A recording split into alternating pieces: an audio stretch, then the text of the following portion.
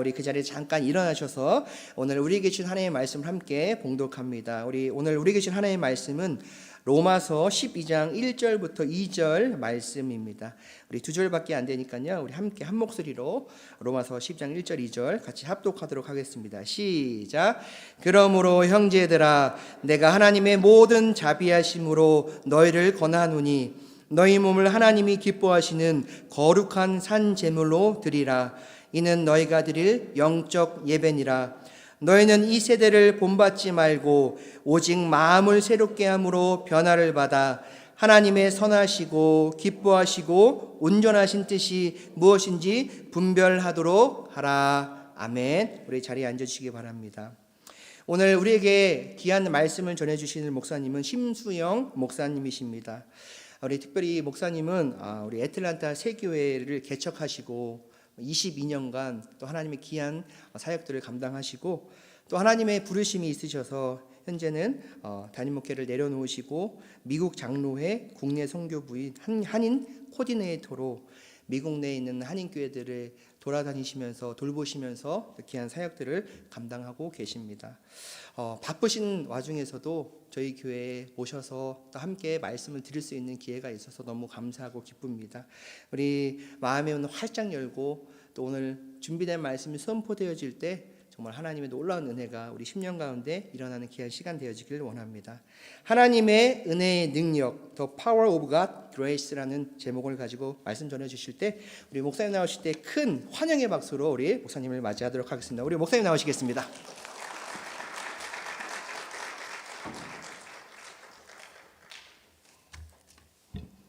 네, 반갑습니다. 한 30년 전 저한테는 생생한 기억입니다. 이제 교회 퇴근길에 집으로 운전하고 가다가 늘 지나가는 꽃가게 앞을 지나가는데 그날따라 그 꽃가게 앞에 써 있는 광고 글이죠. 크게 쓴 광고 글을 보게 되었습니다. 물론 미국이니까 영어로 써져 있었겠죠. 이렇게 써져 있었어요. No reason is the best reason. 이유 없는 이유가 가장 중요한 이유다. 그 광고를 읽는 순간 제 마음에 확 들어오는 느낌, 깨달음이 있었습니다.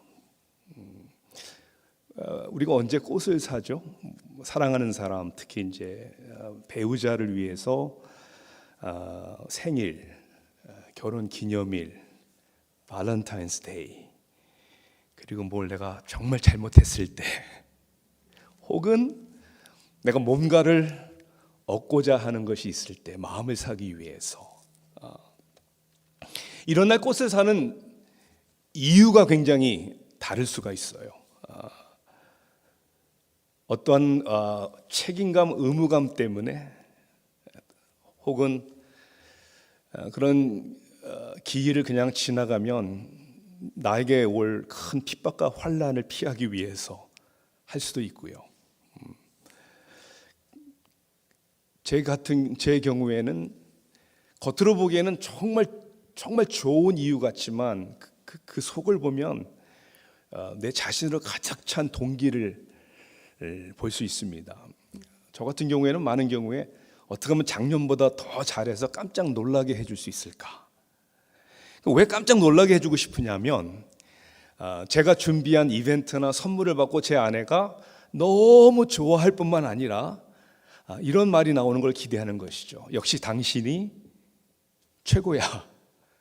그리고 이것을 혼자 나한테만 말하지 말고 주위 사람들한테 말해줬으면 참 좋겠다라고 생각되는, 결국은 선한 행동이지만 좋은 일이지만 그 중심에는 내가 가득한 자의가 가득한 것이죠. 그런데 특별한 아무 날도 아닌데 꽃을 사주면 이제 깜짝 놀라는 거죠. 무슨 날이지? 아무 날도 아닌데. 아무 날도 아니야. 근데 진심이라면 그 이유와 동기는 사랑 때문이지 않을까요? 그러면 느낌이 다른 거죠. 정말 사랑해서 나한테 이렇게 해주는구나. 여러분 한번 생각해 보십시오. 사람과 사람들과의 관계에서 우리가 무엇을 어떻게 하느냐도 중요하지만은 더 중요한 것은 why, 왜 하느냐가 더 중요한 거예요. 하물며 우리와 하나님과의 사랑의 관계, 우리의 신앙생활, 우리가 이 세상을 어떻게 살아가고 무엇을 하고 신앙생활을 어떻게 하느냐에 대한 우리의 동기를 한번 생각해 볼 때 무엇을 잘하고 열심히 하는 것도 중요하지만 더 중요한 것은 why, 내가 왜 하느냐, 그 마음의 동기가 뭐냐. Why do you do what you do? 여러분들이 하는 모든 일들, 섬김과 봉사, 그 마음의 동기가 뭐냐는 것이죠. 우리 마음의 동기가 그 why에 대한 퀘스천에 대한 질문이 정말 건강한 동기가 있다면 모든 것이 힘들어도 기쁘고 마음에서 우러나서 하게 되는 것이죠.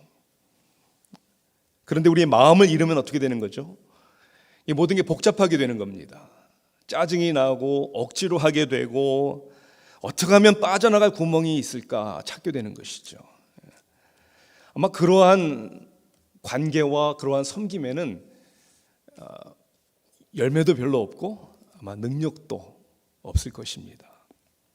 사이먼 시닉이라는 사람이 Start with Why라는 책을 썼는데요. 우리말로 번역된 제목을 보니까 나는 왜 이 일을 하는가? 나는 왜 이 일을 하는가? 사이먼 시닉은 거기에서 모든 사람이 무엇을 해야 되는지는 다 안다. 혹 어떤 사람들은 그것을 더 잘하는 how to를 잘하는 사람들이 있다. 그런데 굉장히 드물게 사람들은 그리고 많은 회사는 때로는 많은 교회가 왜 우리가 존재하는지 왜 우리가 이것을 하는지에 대해서 불투명할 때가 너무 많다는 것이죠.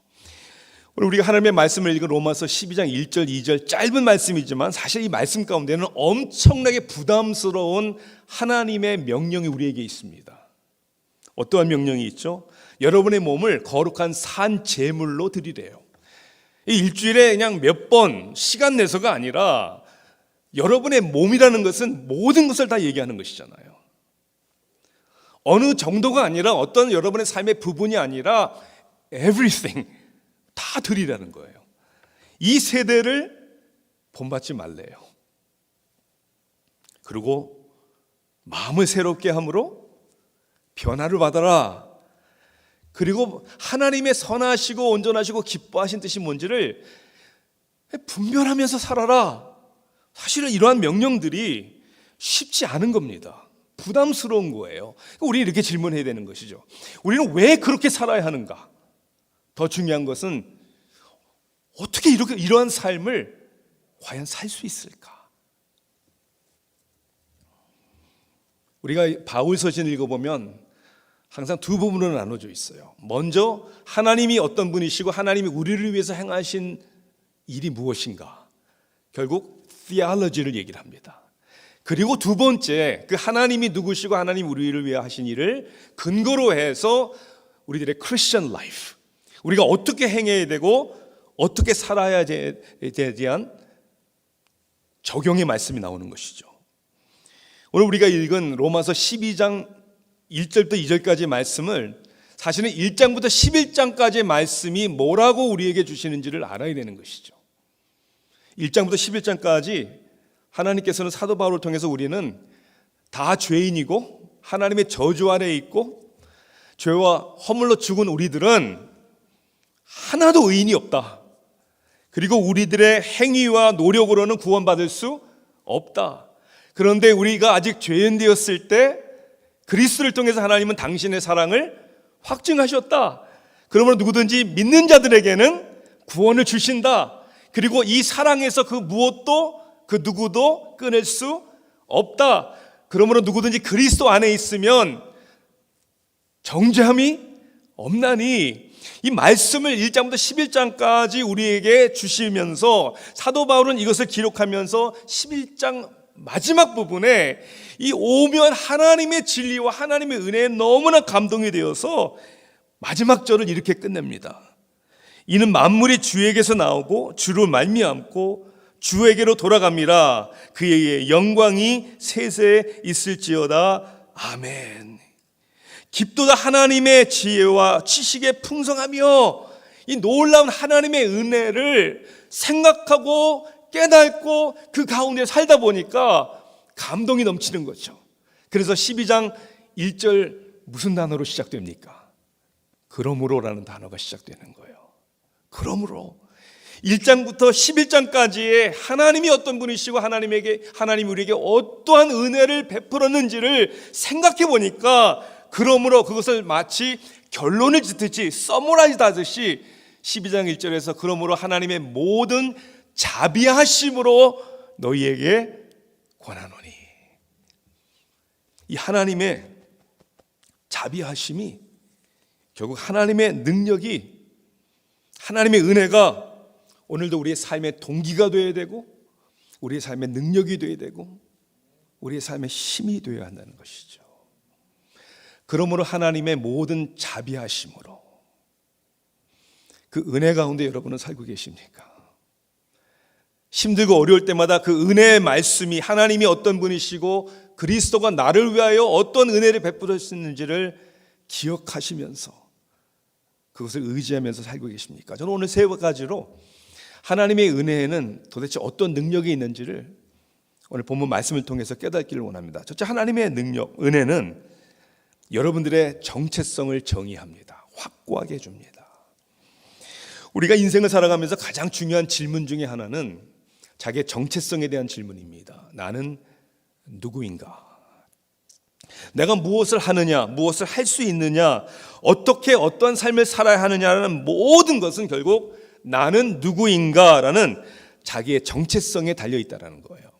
그러니까 이 정체성이, 자기의 자존감이 건강하면 건강한 삶을 살 수 있는 것이고, 자기의 자존감이나 정체성이 약하거나 건강하지 않으면 우리는 늘 다른 사람들의 인정함과 칭찬을 받기 위해서 부단히 노력하면서 너무나 많은 실망과 상처 속에서 우리는 고통을 겪을 수밖에 없다는 것이죠. 그리고 아무도 나와 함께 해주지 않을 때 우리 자신을 가장 괴롭히는 질문은 도대체 나는 누구일까? 독일의 탁월한 신학자요 루터교 목사였던 디트리히 반하퍼는 21살 때 베를린 대학에서 박사 학위를 받은 사람입니다. 그가 히틀러 나치 정부를 대상으로 대항운동을 하다가 감옥에 갇히게 되죠. 그리고 39살의 나이에 수용소에서 사형을 당합니다. 그가 죽기 전에 쓴 시의 한 편이 있습니다. 그 시의 제목이 뭐냐면 Who am I? 나는 누구인가라는 제목의 시예요. 나는 누구인가? 남들은 가끔 나더러 말하기를 감방에서 나오는 나의 모습이 어찌 침착하고 명랑 확고한지 마치 자기 성에서 나오는 성주 같다고 말하는데 나는 누구인가? 남들은 가끔 나더러 말하기를 감시원가 말하는 나의 모습이 어찌 자유롭고 친절하고 분명한지 마치 내가 그들의 상전과 같다는데 나는 누구인가? 또 나에게 말하기를 불쌍한 하루를 지내는 나의 모습이 어찌 평온한지 웃으며 당당한지 마치 승리만을 아는 용사와 같다는데 남의 말에 내가 나인가? 나 스스로 아는 내가 참 나인가? 새장에 든 새처럼 불안하고 그립고 약한 나, 목을 졸린 사람처럼 살고 싶어서 몸부림치는 나, 색과 꽃과 새소리에 줄이고 좋은 말 따뜻한 말동무에 목말라하고 방종과 사소한 굴욕에도 떨며 참지 못하고 석방의 날을 안타깝게 기다리다 지친 나, 친구의 신변을 염려하다 지쳤다. 이제는 기도해도 생각과 일에도 지쳐 공허하게 된 나다. 이별에도 지쳤다. 이것이 내가 아닌가? 나는 누구인가? 이 둘 중 어느 것이 나인가? 오늘은 이 사람이고 내일은 저 사람인가? 이 둘이 동시에 나인가? 남 앞에선 허세, 자신 앞에선 한없이 불쌍하고 약한 나인가? 이미 결정된 승리 앞에서 무질서에 떠는 패잔병에 비교할 것인가? 나는 누구인가? 이 적막한 물음은 나를 끝없이 실용한다. 나는 누구이든 나를 아는 이는 오직 당신뿐. 나는 당신의 것이외다, 오 하나님. 사람들이 말하는 내가 아니고, 내가 생각하는, 내가 느끼는 나도 아니고, 하나님이 말씀하시는 나, 그것이 나의 정체성이라는 거예요.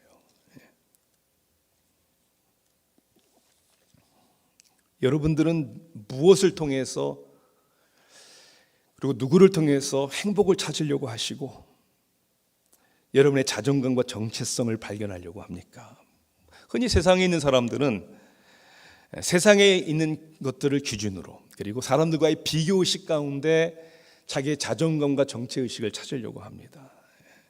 그래서 대단히 스펙을 쌓으려고 노력을 하는 것이죠. 높은 지위와 많은 업적, 그리고 성공이라는 목적을 향하여 부단히도 노력을 합니다. 그 결과는 뭡니까 도대체? 아니, 노력한다고 다 이루어집니까? 첫째는 내가 원하는 대로 되는 게 하나도 없는 것 같은데, 목적이 이루어진다고 만족과 행복이 다 찾아옵니까? 그렇지도 않은 것 같은데,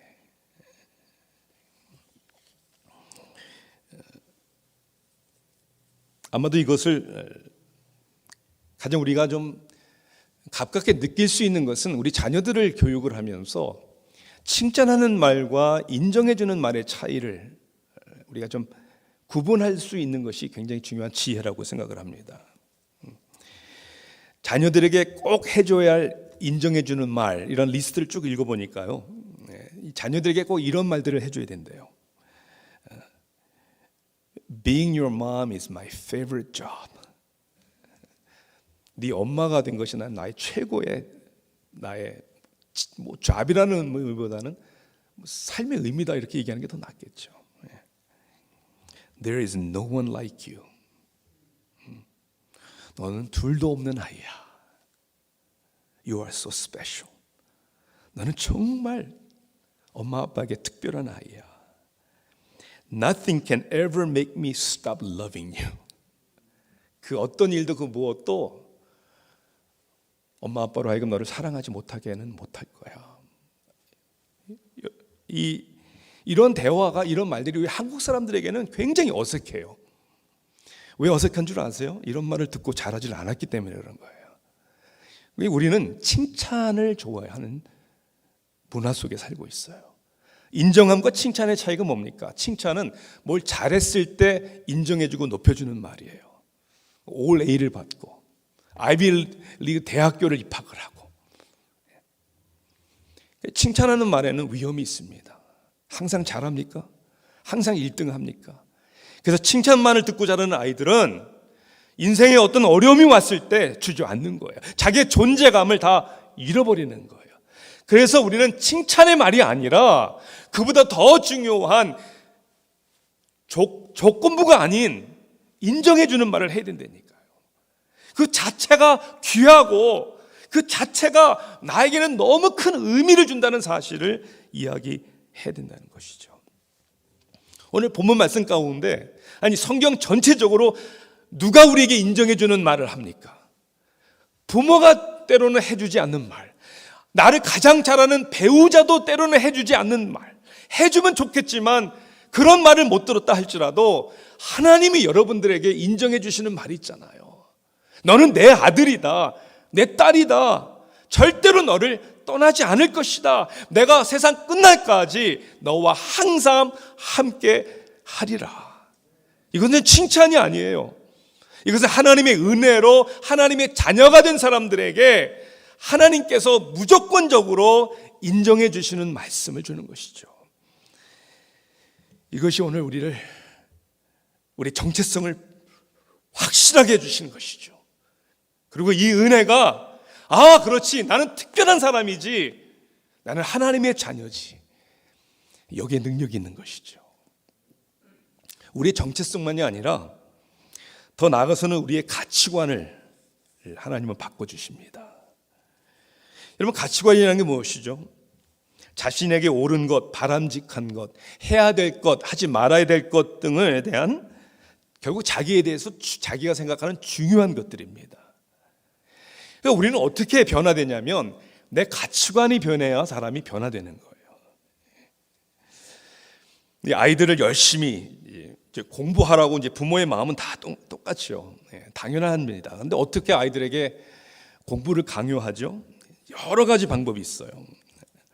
가장 잘 쓰는 것 중에 하나가 보상의식이죠. 너 이번에 SAT 100 만점 맞으면 너 차 새로 사줄게. 라는 보상의식. 반대로 두려움이에요. Fear. 너 공부 안 하면 차 빼서.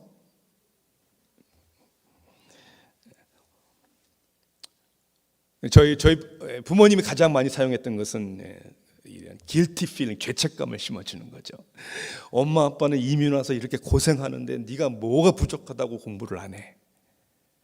마치 부모님의 고생하는 모습으로 당연하지만 거기에 응해서 공부하지 않는 나에 대한 어떠한 질책. 아마도 한국 사람들이 가장 많이 사용하는 것은 잔소리일 거예요. 잔소리. 여러분, 그런데 그런 보상의식이, 그런 fear, 두려움이, 그런 죄책감이, 그런 잔소리가 정말 아이들을 변화시킵니까? 어느 정도만. 그런데 그건 온전한 변화를 이루지 않습니다. 변화는 자기 속에서 일어나야 되는 거예요. 우리 아들이, 저는 남매가 있는데요. 아들이 중학교 1학년 때인가 6th grade, 7th grade, 아주 정확하게 기억이 안 나는데 그때 이제 남자 아이들을 막 뛰어놀고 땀을 많이 흘리는데 샤워 같은 걸 잘 안 해요. 옷도 좀 단정하게 좀 깨끗한 옷 입고 좀 다녔으면 좋겠는데 막 바지 막 엉덩이까지 내려가는 거 막 입고 다니면서 잔소리를 하는 거예요. 야, 좀 please take shower. 좀 샤워 좀 자주 해라. 옷 좀 단정하게 입어라라고 아무리 얘기를 해도 안 하는 거예요. 왜냐하면 자기한테 중요하지 않으니까. 그런데 어느 날 우리 아이가 달라지기 시작을 했어요. 샤워를 아침, 점심, 저녁으로 하고 옷에 대한 유행을 따지기 시작을 하고 여동생에게 이거 괜찮니 물어보고 제 방에 와서 그 향수, 콜론 이런 거 막 바르고. 자, 왜 변했습니까, 우리 아들이? 이성에 대한 눈이 떠진 거예요. 이성에 대한 눈이 떠지니까 자기 모습에 대해서 신경 쓰기 시작하는 거예요. 그러니까 이렇게 해라 저렇게 해라는 능력이 없다니까요. 자기 안에 가치관이 변하면 이게 중요한 것이구나, 그러므로 내가 해야 되는 것이구나 라는 가치관. 이 하나님의 은혜가 우리의 가치관을 바뀌는 거예요. 뉴욕 리디머 교회를 목회했던 팀 켈러는 우리의 정체성 가치관에 대해서 그래서 이렇게 얘기를 합니다. If you find your identity in your works, 우리의 행함에 우리들의 정체성이나 가치관을 거기서 발견하면 그리스도가 아닌 not in Christ, your success will go to your head. 성공은 우리의 머리로 갈 것이고 your failure will go to your heart. 실패는 가슴으로, 마음으로 갈 것이다. 무슨 얘기냐면 우리의 정체성이나 또한 가치관이 우리의 행함에 달려 있다면 잘 되면 교만해지는 것이고 실패하고 안 되면 가슴에 실망과 상처가 될 수밖에 없다는 것이죠. 세상의 가치관과 정체성은 그렇습니다. 그런데 하나님의 우리에게 주시는 가치관과 정체성은 안 그렇습니다. 내가 무엇을 해야 이런 사람이 되는 것이 아니고 하나님께서 이미 우리를 그러한 위대한 사람으로 불러주셨기 때문에 그것이 우리의 마음의 가치관이 되어서 그러한 사람의 모습대로 열매대로 살아가기를 원하는 것이죠. 사도 바울은 이렇게 고백했잖아요. 나의 나됨은 하나님의 은혜리. I am who I am by the grace of God. 그래서 우리는 가치관이 변화되어야 되는 거예요. 오늘 본문에 보니까 사실은 명령이라기보다는 우리가 붙들어야 대한 가치관에 대해서 얘기를 하는 거예요. 거룩한 산제물로 드려라. 거룩한 삶의 가치관을 얘기하는 것이죠. 다르다는 것이죠. 그러니까 하나님의 은혜를 알기 전에는 남이 가진 것보다 좀 더 가지면 행복할 줄 알았는데, 남이 가는 것보다 좀 빨리 가고 1등하고 남이 갖고 있는 학위보다 내가 더 지식이 많고 학위가 더 많으면 내가 잘난 사람인 줄 알았는데, 그것은 세상 사람들의 가치관이었는데 거룩한 가치관은 그 원어의 의미는 다르다라는 거예요. 이제는 그런 가치관에 의해서 끌려다니는 인생이 아니라는 것이죠. 산제물로 드리라. 네. 드리는 삶의 가치관이잖아요. 우리는 받는 걸 좋아하는데 대우도 받고 인정도 받고 누가 알아주면 좋겠는데, 하나님의 은혜는 우리의 가치관을 어떻게 바뀌냐면은 이제는 주는 삶이 되는 것이죠. 우리 남을 섬기는 사람이 되는 것이죠.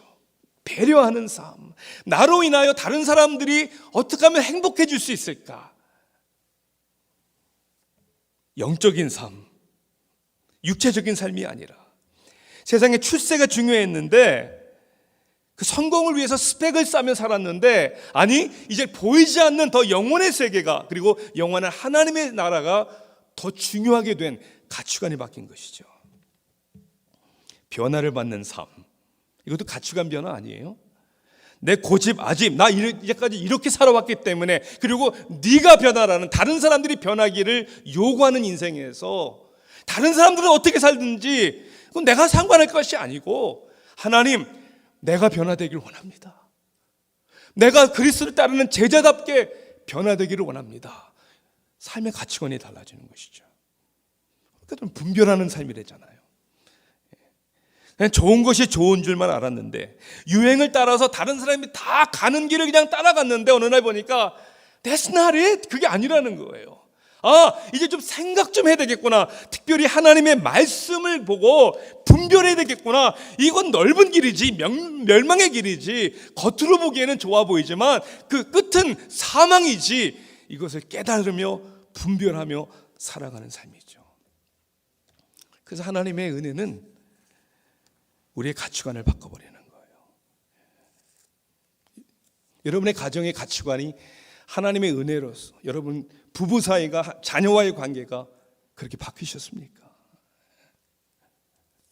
이 사회나 교회나 가정이나 사람들의 관계가 어그러지고 분열되고 다투고 싸우고 심지어는 원수가 되는 이유는 결국 가치관의 혼돈이 아닙니까? 무엇이 중요한지를 잃어버린 거예요.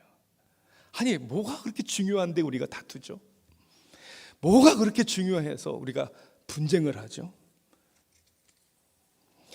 한국의 육아 멘토라고 하는 오은영 박사가 출연하는 TV 프로그램을 유튜브에서 가끔 봅니다.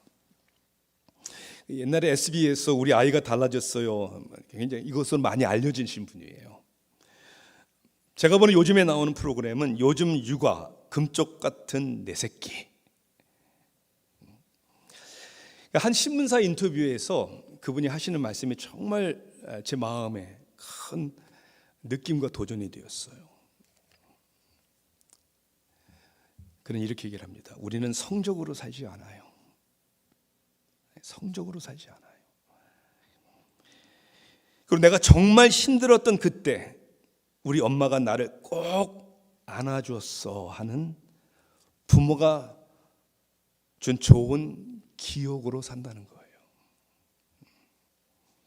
우리는 서로에게 어떤 기억을 남길까요? 우리 아이들이 힘들어하고 외로워할 때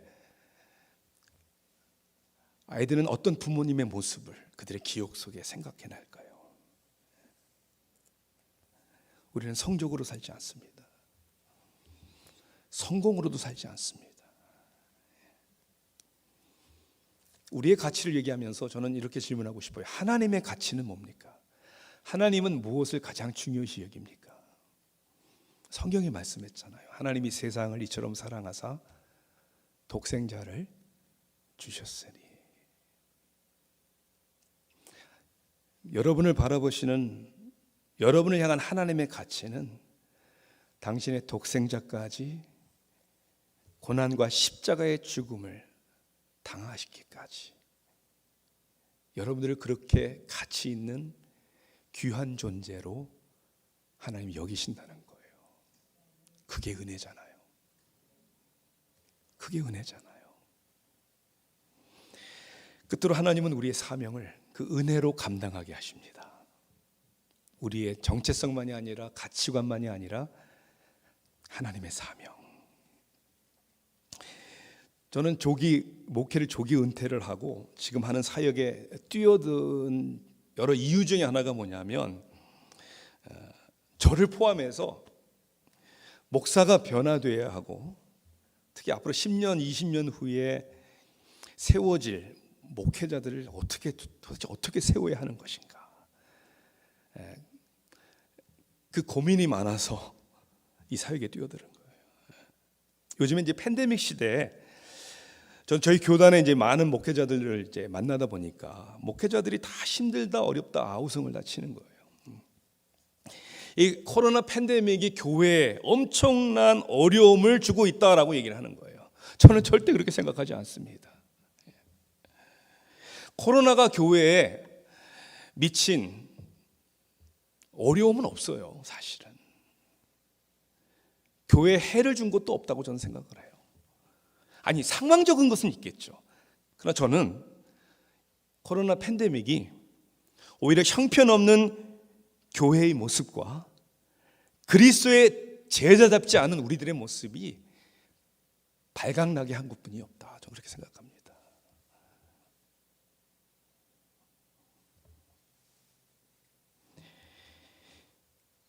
인류 역사상 팬데믹은 항상 있었습니다. 그때마다 교회들은, 믿는 사람들은 어떤 모습을 보였을까? 주 2세기와 특별히 3세기에 발생한 안티니우스와 기프라우누스라는 전염병이 돌았을 때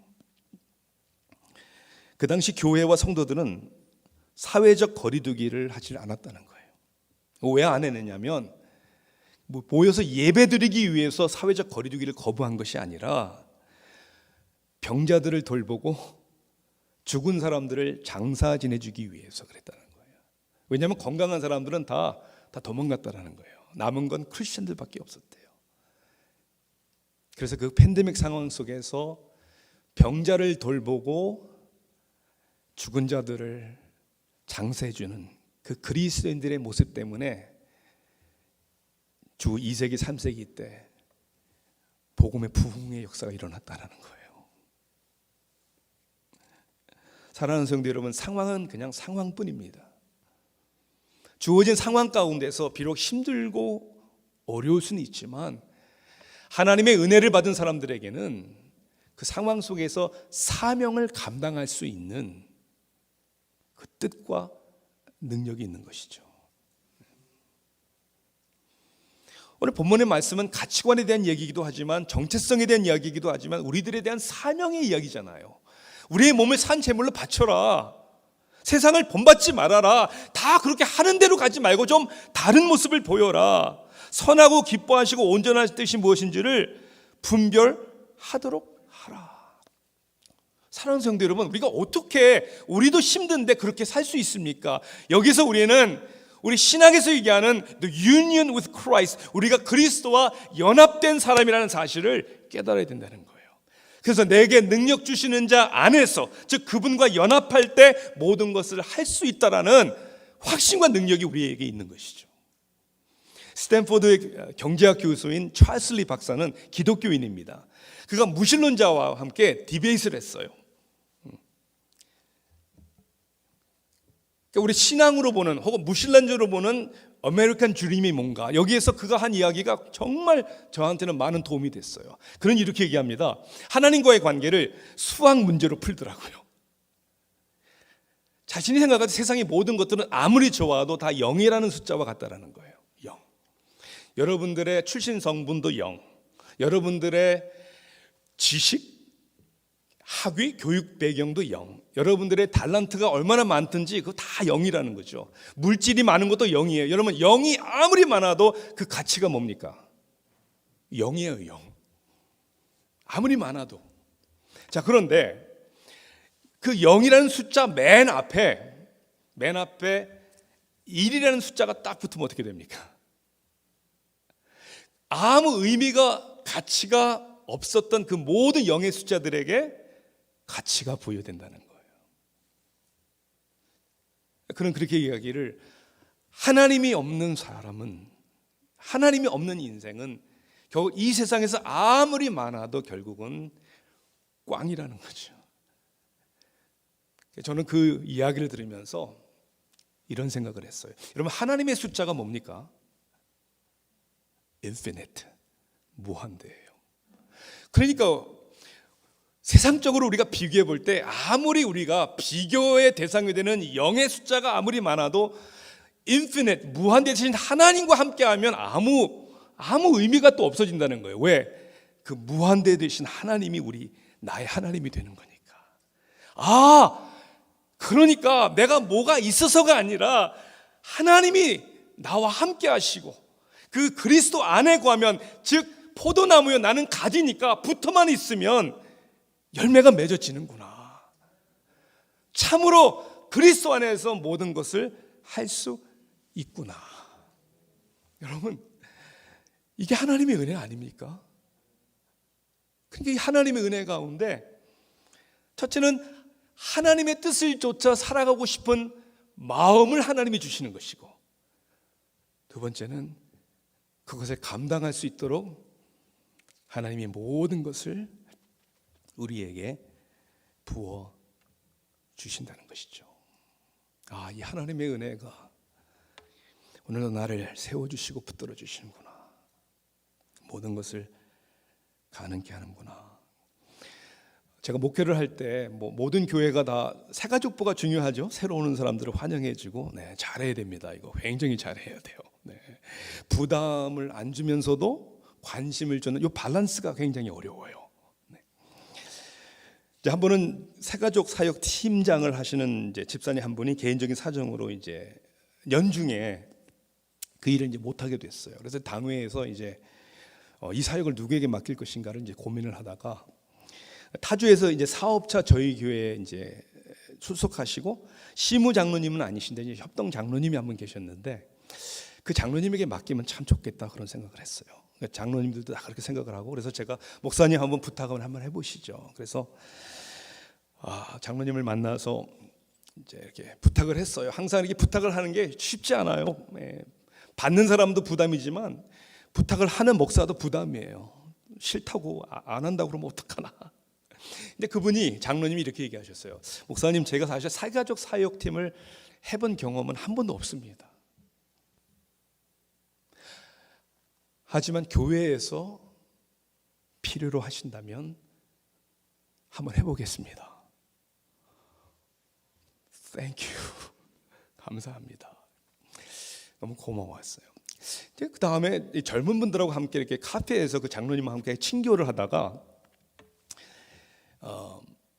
그 장로님이 이렇게 자기 신앙 고백을 하는 얘기를 들었어요. 본인은 하나님이 혹은 교회에서 어떤 사명을 맡길 때 기도하고 대답하지 않고 대답을 먼저 하고 기도한다는 거예요. 많은 사람들은 기도해보고요 이러잖아요, 그죠? 아니, 우리 당회에서도 기도 많이 하고 부탁한 건데 또 기도를 한다고 그러면 어떡하나. 근데 그분은 다른 일도 아니고 교회와 하나님을 위해서 부탁하는 건데 예스 먼저 하고 그리고 기도를 한다는 거예요. 어떻게? 하나님 이거 도와주세요. 이걸 감당할 수 있도록 도와주세요. 정말 얼마나 새가족 타역 팀과 더불어 얼마나 봉사를 잘 하시는지. 연세 드셔서 올해 은퇴하셨대요. 그 사역을 제가 소문을 듣기에 정말 잘 하셨더라고요.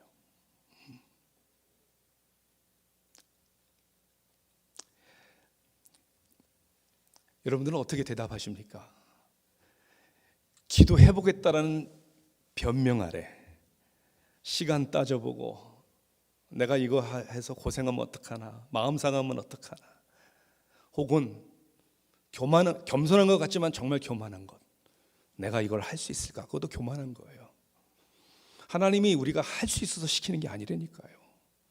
해야 되는 일이니까 시키는 것이고 감당할 수 있는 은혜와 능력을 주시겠다고 약속했기 때문에 감당하는 거예요. 예전에 어느 한 젊은 안수집사님이 목사님 저 안수집사 그만두면 안 돼요. 그래서 아니 왜요? 그랬더니 부족해서요. 그래서 그랬어요 제가. 그럼 나도 목사 그만두면 안 돼요. 그랬어요. 아, 목사님은 그러면 안 되죠. 아니 왜요? 저도 부족한데요. 그래서 제가, 집사님 부족해서 그만두겠다는 것도 교만한 말이에요. 집사 언제 안 부족하다고 생각이 들 것 같아요? 언제 안 부족한 날이 올 것 같아요? 그런 날 안 와요. 목사도 부족하지만 감히 강단에 서서 하나님의 말씀을 선포한다는 것이 너무 두렵고 너무 부끄럽지만 내 이야기가 아니고 첫째는 그리고 하나님이 이 사명을 주셨기 때문에 하나님의 부르심에 아멘하고 순종하는 것입니다. 하나님께서 우리에게 하라고 명령하신 가운데 가장 힘든 게 뭐예요? 저는 가장 힘든 게 사람들과의 관계라고 생각합니다.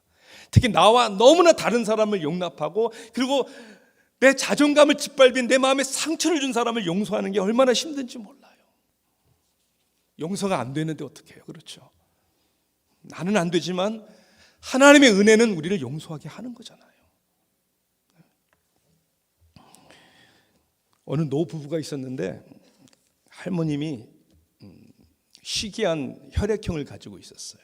옛날 얘기지만 그래서 가끔마다 병원에서 연락이 오는 거예요. 헌혈해 줄 수 있느냐고. 어느 날 연락이 왔대요. 그래서 가고 싶은 마음은 없지만 또 내 아내를 또 데려가야 되나. 그래서 부부가 병원을 가서 이제 헌혈을 하는데 오늘 도대체 누가 이 내 아내의 피를 필요로 하는 것일까 궁금했대요.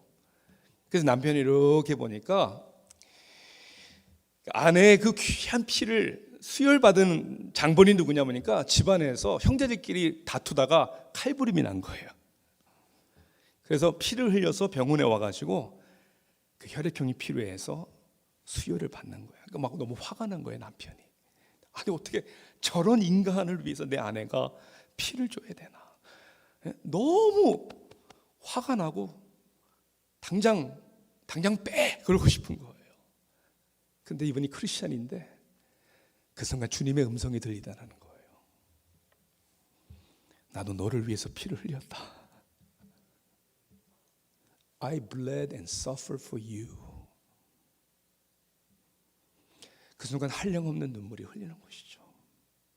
마치 누구보다도 자격 없는 사람인 난데 나를 위해서 십자가에 하나님으로부터 버림받는 그 자리까지 피를 흘려 죽으신 나를 사랑하신 그 하나님의 은혜가 나로 내가 되게 한 것인데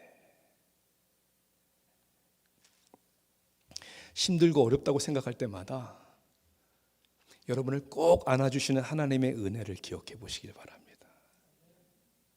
그 은혜가 여러분들을 바로 세워주실 겁니다.